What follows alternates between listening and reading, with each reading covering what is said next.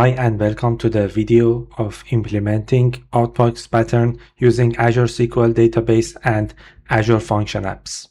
First of all, let's see why every distributed system needs to implement Outbox Pattern.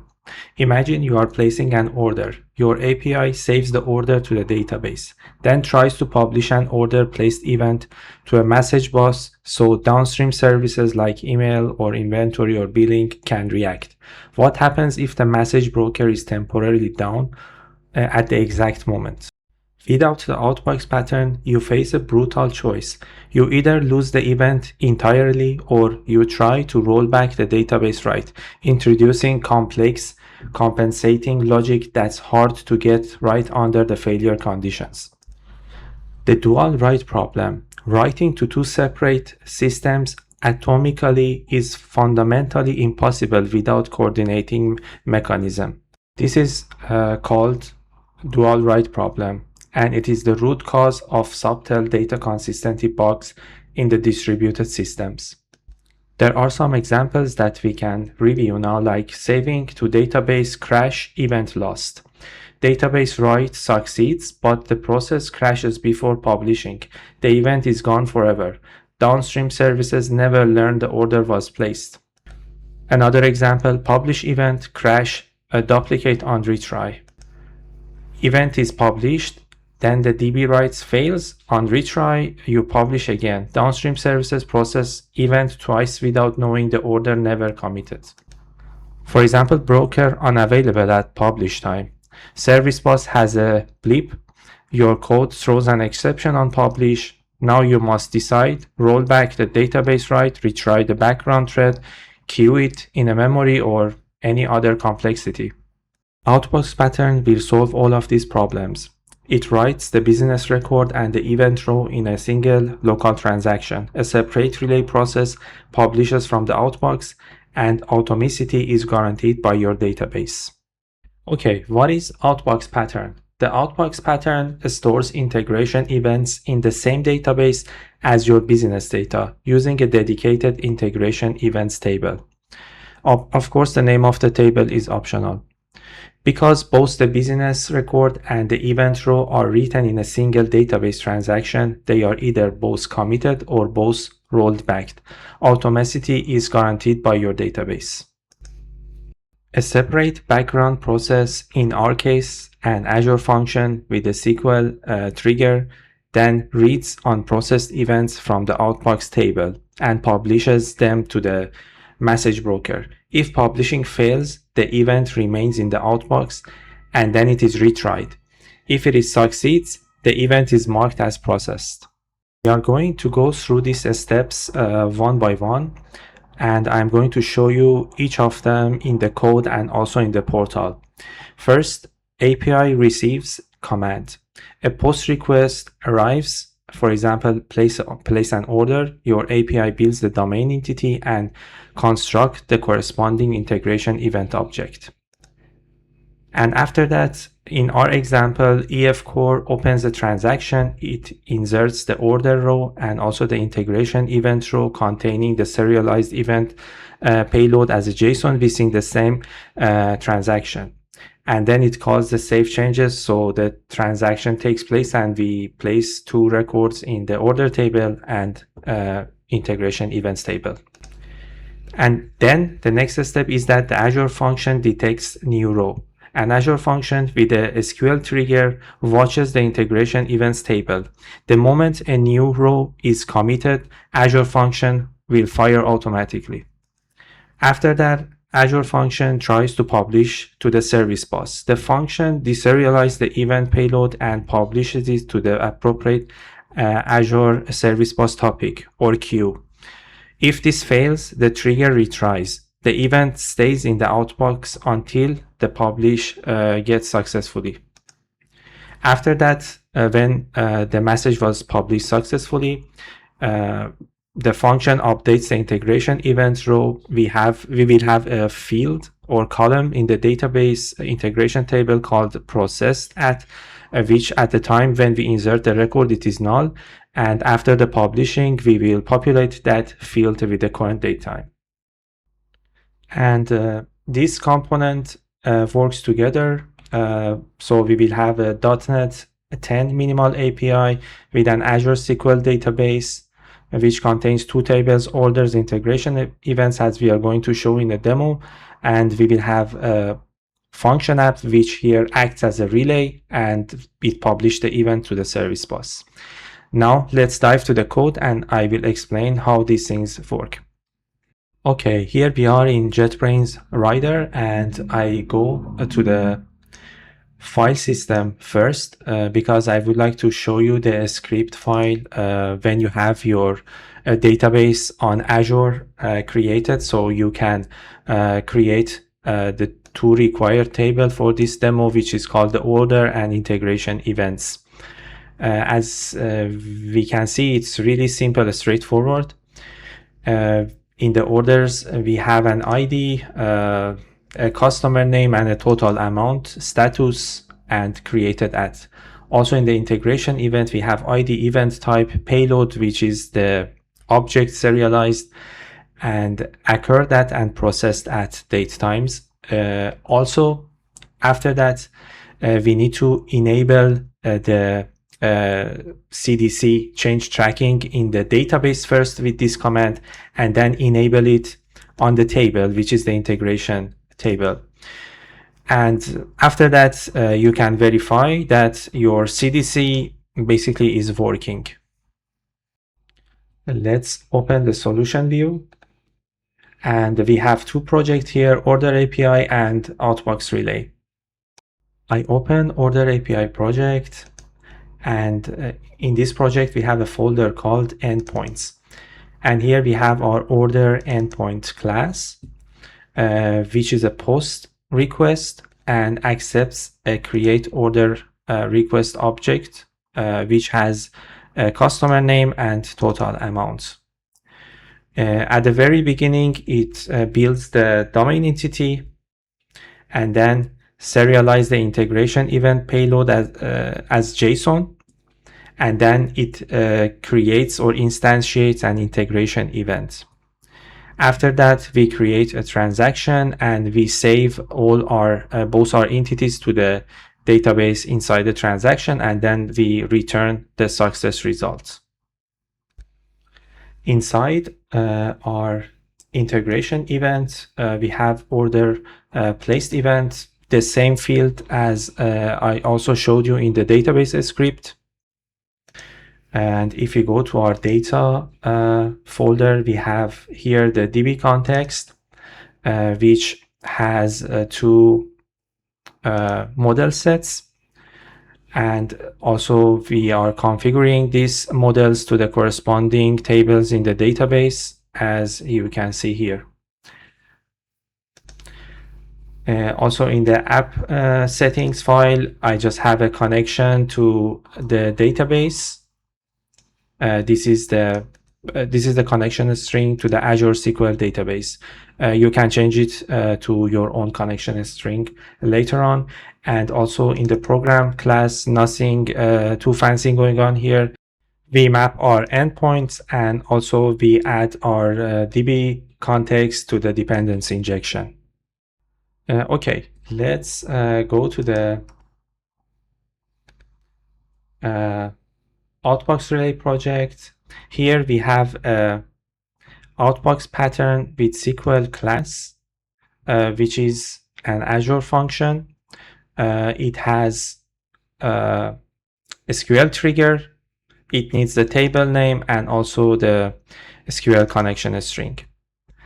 And based on that, it is listening to the changes, which is the insert mode, and basically goes through the events which are published from the CDC.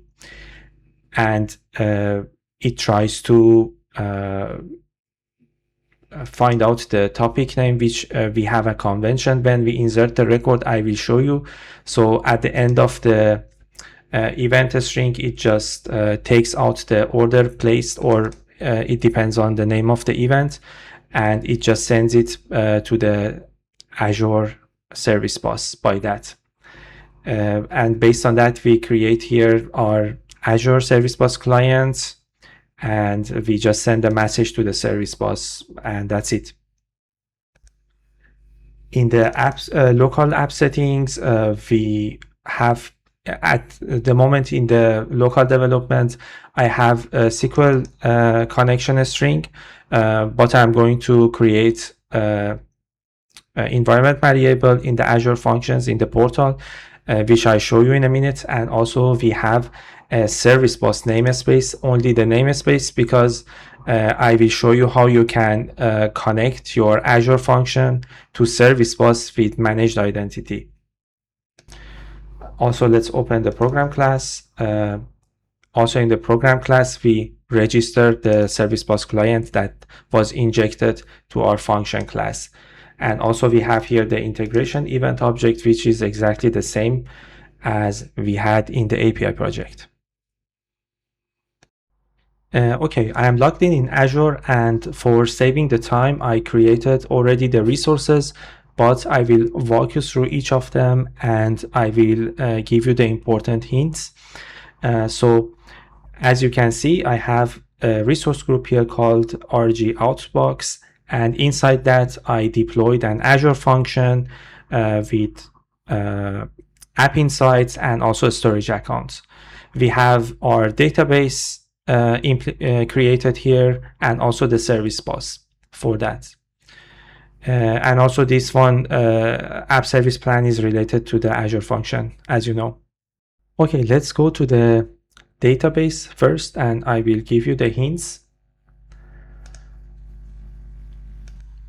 When you try to create your database, you need to be careful to create a database that supports CDC. So in my case, I went with general purpose serverless G5, which is the perfect choice for the demonstration of this demo.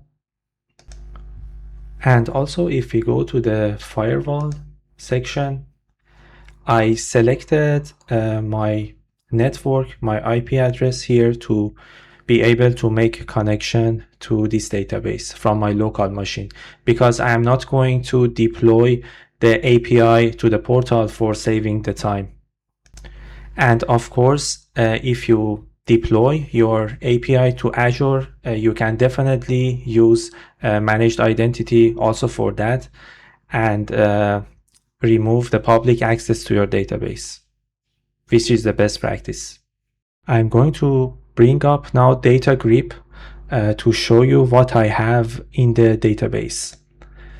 So I have in this database, which is called Outbox. In my case, you can name it however you want. And I created here two tables by the script, which I showed you at the beginning of the video. And we can see at the moment there are nothing there. And also when I enabled the CDC, this table gets created for me. And we are going to see these tables after we basically inserted or sent some request to our API. Okay, let's go back to the portal, and I'm going to now show you my Azure function here. So I created a flex consumption plan based on Linux. So you can also go with the same pattern. And I just published the project here. So I have only one function here, Outbox relay.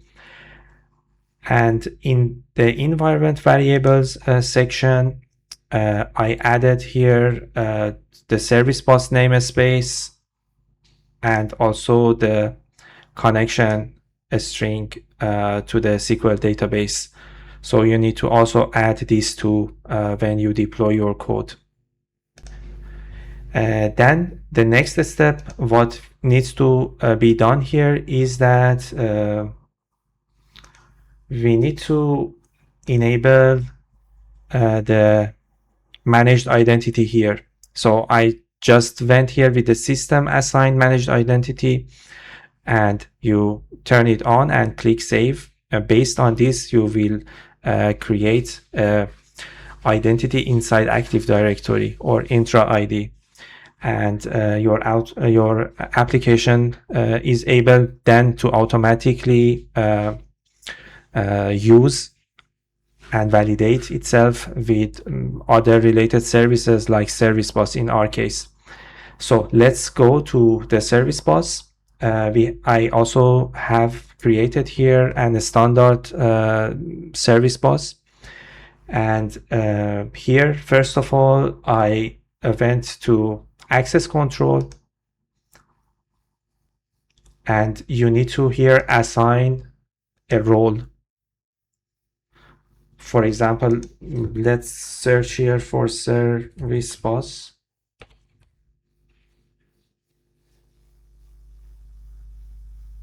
So the role that is needed here is the Service Bus data sender role, which is already assigned in my case. But for demonstration, I will, I don't know, for example, choose this one and I click next. But be careful to have this Service Bus data sender role for your Azure function. Then here you need to go with the managed identity, because this is what we need to do for our Azure function, and click select member here, and your subscription, managed identity, select, and here it shows that we have one function app which has enabled the managed identity. We can select it, and here you just need to save it. I am not going to do that because I already have the role. Okay, with that in place, you don't need to store any secrets or keys or something like that inside your code base. Let's continue going to the Service Bus. And I created already a topic inside the Service Bus, which is called order placed. And what we need to do here, first, we need to create a subscription because we want to see the messages. I create a subscription here. I will call it test and just create. It seems that our subscription is created, and currently we don't have any messages here. I will bring up the rider and I go to our API project. Here we have an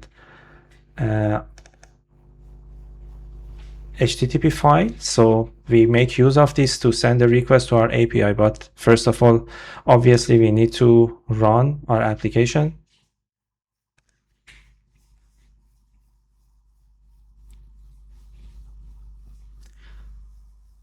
It seems that it is up and running, and now I am going to fire this HTTP request. Let's put this, I don't know, 50 for example, and send this request.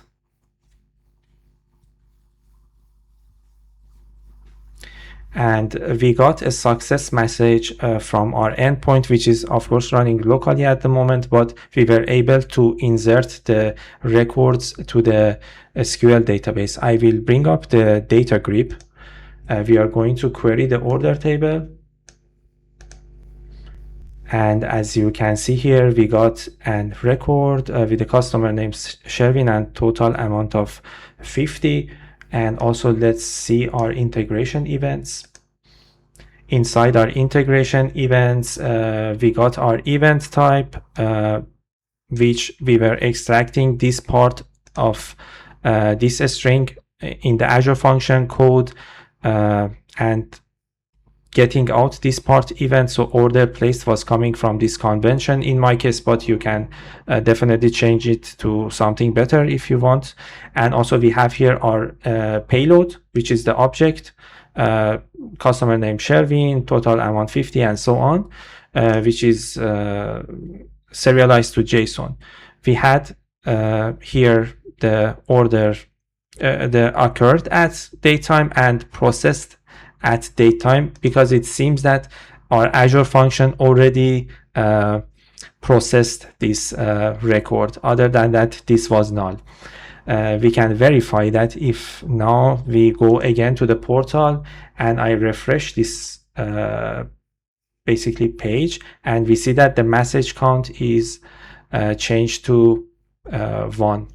So let's go here to the Service Bus Explorer, and I choose here the subscription test. Let's pick from the start. We have here one event, and if we click, we see the JSON object appearing in the Service Bus topic, and of course in our subscription.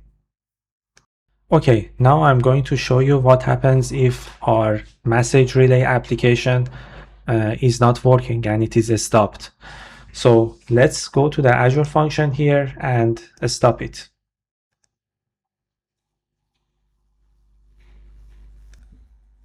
I will open up Rider and we send another request. This time I change it to 60 and click the post. Okay, it seems that the records are created in our database.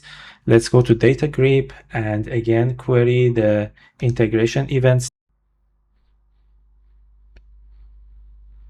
And as you can see here, in this time, the processed at column is null because Azure function is off to process this event.